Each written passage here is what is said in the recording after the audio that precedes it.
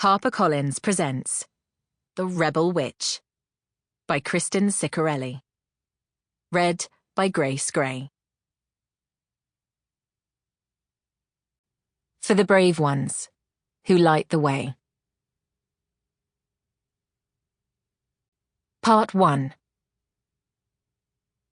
In the beginning, there was darkness, until the 7 sisters laughed and a world burst into being. The sisters walked its waves and carved its shorelines.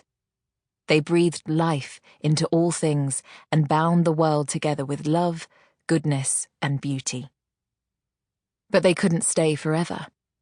Before moving on, they chose a select few to watch over the world in their absence.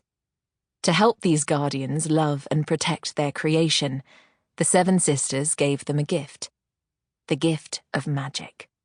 And then, like a flame extinguished, they vanished. Creation myth from the cult of the ancients. 1. Gideon. Gideon tugged at the jacket of his stolen uniform. The forest green fabric was stiff, as if it hadn't been broken in. The poor guard he'd taken it from was currently unconscious and tied up in a supply closet on the 3rd floor of Larkmont Palace. 4 other guards hadn't been so lucky. Their bodies were floating in the frigid waters of the fjord. He'd had no choice. Gideon was deep in enemy territory. If discovered, he'd be better off dead. His thoughts were a dark contrast to the bright ballroom he stood in. Musical instruments hummed as they warmed up, preparing for the private recital that was about to start. Chandeliers winked overhead as servants wove between the glittering guests in Prince Soren's ballroom, offering one last round of refreshments before the music started. As Gideon stood along the wall, watching the room like the other guards, his gaze fixed on his mark, the beautiful girl in the golden dress.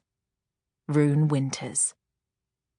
Prince Soren stood beside her, his palm pressed to the small of Rune's back. The Umbrian prince wore a tailored suit, his family's silver crest stitched into the cape slung stylishly over one shoulder, and his hungry gaze roamed down the dress Rune wore, inviting his rich friends to do the same. Gideon's blood burned as he watched them. It was a beautiful gown. He couldn't deny it. Made by some fancy designer, it likely cost a small fortune. But it wasn't Rune. Gold didn't suit her, and the cut was severe. The plunging V neckline ended a few inches above her belly button in front, and at the base of her spine and back, sending a powerful message. Look at her, she's mine. The prince wanted his guests to admire the beautiful witch on his arm. To Soren, Rune was an exotic creature. A living artifact he was determined to add to his collection. If Harrow's intel was correct, 1 week ago, the prince had asked her to marry him.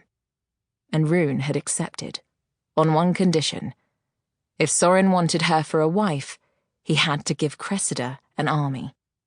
It's why Gideon volunteered for this job. With an army, Cressida would wage war against the new republic.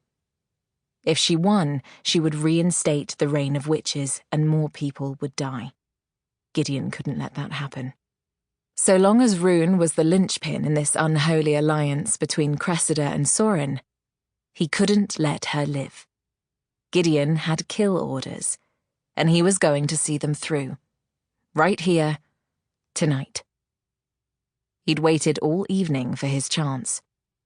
Standing against the wall of the ballroom, sweating in this stolen uniform, he watched Rune flirting with her betrothed. Watched Soren flirt back, touching her with hungry hands, devouring her with haughty eyes. It was driving him to the brink. Alex was barely in the ground, and Rune was already engaged to another man. A prince, no less. Is that what she wanted all along? A prince. He was a fool to think he'd ever had a chance. Gideon fingered the gun, holstered at his hip. He was ready. Sample complete. Ready to continue?